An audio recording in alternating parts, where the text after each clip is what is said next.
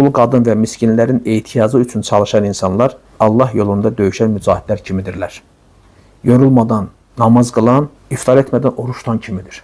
Davam etdi, mütəmadi. Gör nə böyük savabdır dul qadınlara baxmaq, onların ehtiyaclarını ödəmək.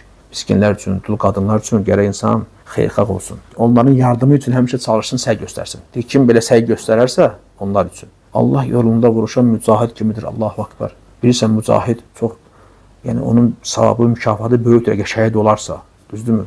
Hələ geri qaydarsa, yəni nə qədər mükafatlar var, Allaha ən sevimli bəndədir. Çünki Allahın adını uca tutmaq üçün canından, malından keçir. Hər adam canından keçirmi, qardaş? Hər kəsə canı əzizdir, canına qıymaq istəmir. Lakin mücahid hamısının gözünün önünə alır. Deyir, Allaha canım da, malım da fəda olsun, çıx Allah yolunda. Əzəmətli bir ibadətdir. Gör, bax, miskinlərə, dul qadınlara baxanın halına bax, Allah Rəsulü kimə bənzətdi?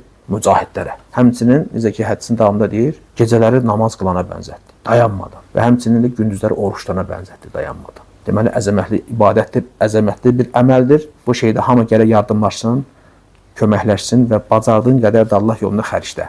Şərt deyil ki, sən yüzlər, millər xərcləyəsən, 1 manatın belə Allah yolunda vermişsənsə bir kimsə ehtiyacına görə, vallahi xeyirdir. Bəlkə elə sən o 1 manatınla o yığılan məbləğ tamamlandı. Nə bilirsən? Ona görə sən pula azlığına, çoxluğuna baxma. Necə hədisə gəlir, xurmanın yarısı ilə də olsa cəhənnəm onun özünü qoru çəkin.